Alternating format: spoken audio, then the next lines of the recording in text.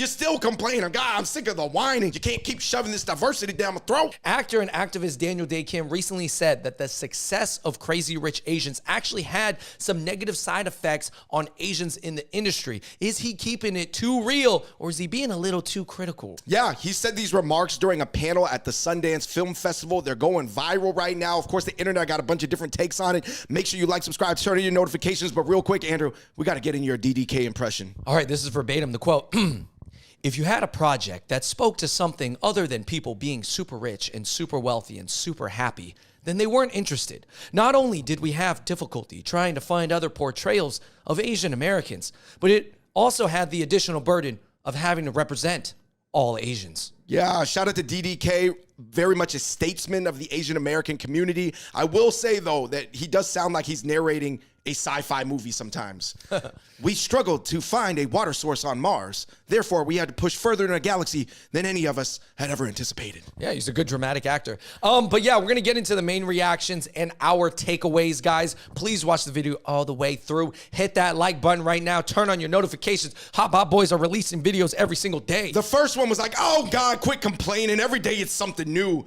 There's no Asian movies you complain. You finally have a successful Asian movie. You still complain. God, I'm sick of the whining. And this came mostly from non-Asians, but even some Asians. Right. Well, that's why it's important on what quotes people take as news. I think there's a lot of context for this quote. I think it's at a Sundance panel that's about film. Filmmakers and production heads are all talking together. It's not really meant for the general public. I don't think Daniel Dae Kim would have said this on The Late Show with Jimmy Fallon. Right. But I think it's a real quote. But anyways. I know what you mean, because it's sort of like an inside conversation that made a good byline, like headline, and it got pushed out like it was something where DDK wanted everybody to think about it. But even him, he probably was like, no, I was speaking to my fellow production company owners and auteurs. These comments were never intended for the layman normie. Yeah.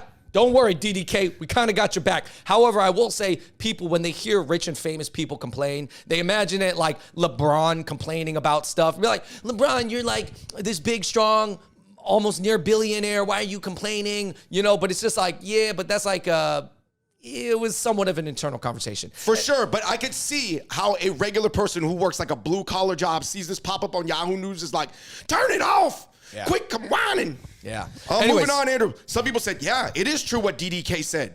Even though the film's progress, it's absolutely true what he said. People only want wealth porn. They want House of Ho. They want Bling Empire. They just want to see Asians be classist to each other, but be in the upper class of that dynamic. Well, is it that the production wants to see it, or do they think other Asians want to see it, or the general public? Are you shifting the blame and responsibility, Andrew, and putting the onus on the pocketbooks of the viewer? And the consumer, possibly. Let's talk about it in a little bit. David, what's the next reaction?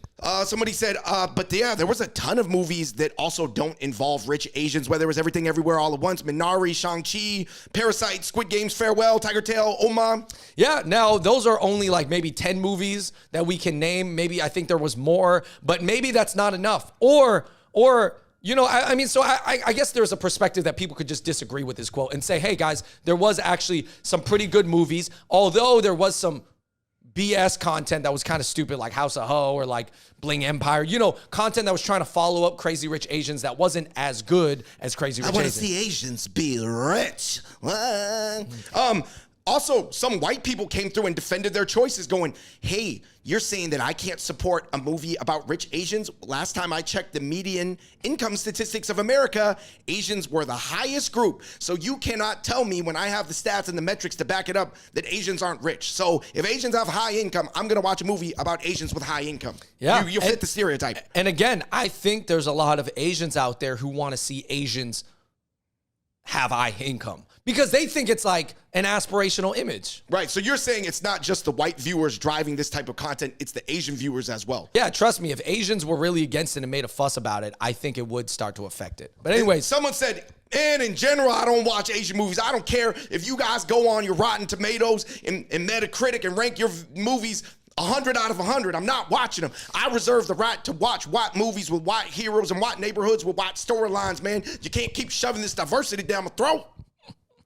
Well, this quote is basically like, well, yes, think of it from a human, selfish perspective. As a white male, why would I want to watch any movie that tries to make me feel bad about the things that white males did in the past, because a lot of these struggle movies are always about like white supremacy and all this other stuff. And you know what? I'm just going to watch a feel-good white movie. Right. I believe that that's also something they would probably say about the Black Panther series. I will say, however, that rich Asian stories actually align with what these guys think, because when you watch the old money, wealthy Asians, you don't necessarily feel bad or feel like any sort of, knock on white people saying they're the oppressor. Yeah, maybe it also makes Asians feel just like anybody else when they're super rich. Like, in Crazy Rich Asians, people who are influenced by some type of British royalty, in that part of colonial Asia. Indochina. Yeah, exactly, But anyways, guys, here's our major takeaways. I got 3.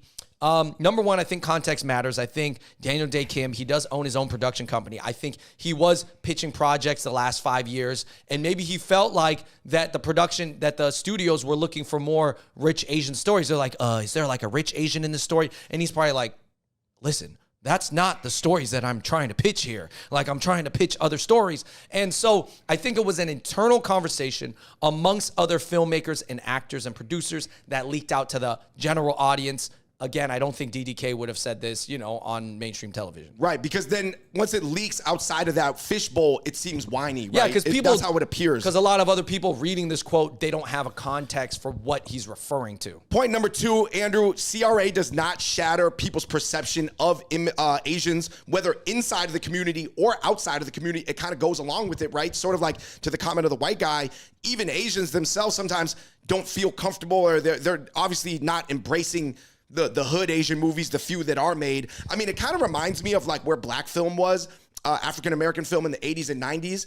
There was this string of great hood movies, and it was almost like they were so good and people latched on those characters, paid in full and stuff like that. But at the same time, it was like only representing one side of the community, and it took a while to like grow out of that. Yeah, I mean, I'm sure there was black filmmakers at the time being like, oh man, what are you guys talking about? There's wealthy black people. Like, can we like make a video about how they got to wealth and their whole history and stuff like that? But let's be honest. Yeah, I think a lot of people watching, they find more interest in the 80s and 90s like hood stuff that is related to even like rap culture and the whole like, that image. Right, the gang situation. I mean, a lot of Latinos are still sort of struggling to tell tales that are not about like immigration. Right. And I think that you're starting to get, like we said, some of the diversity with the shows like Blackish and stuff like that. But at the end of the day, the audience does sort of dictate it. And it seems like they've said, like, okay, from this community, we want this type of film. From that community, we want that type of film, et cetera, et cetera. So, I mean, how much do you blame the studios? How much do you blame the production companies versus how much do you blame the audience?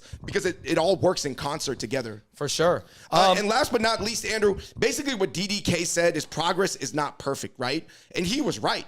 Basically, we've been saying it, but it depends on your word choice. I guess it depends on like how people end up feeling about it. But progress in media is like 2 steps forward, 1 step back type thing. Ultimately, that's still 1 step forward. Yeah. I mean, again, guys, there is enough Asian content being made. You don't have to support everything. Find the things that you think are actually good products that you want to support. But please show your support because, any Asian project to get off the ground still needs some support from everybody, So. Do you think that non-rich Asian stories can be interesting?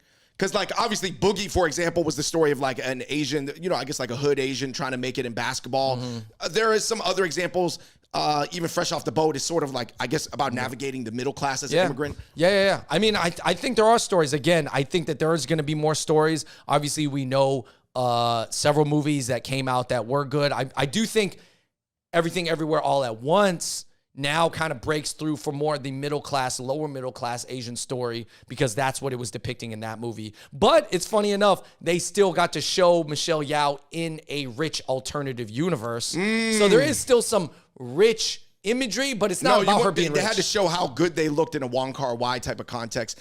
I'll say this, man. I'm looking for more V in movies. Hey, that's what I'm thinking. I'm thinking V in American movies gotta be crazy. Some people just say that Asians look good in suits and dresses. So I don't know. Well, it's because our hair, and if we get the black rim glasses like Hui Kwan did, we just like look like we match with the suit. Yeah. Because our hair is black too. Anyway, guys, let us know what you think in the comment section below. Was this blown out of proportion? Is it a valid discussion?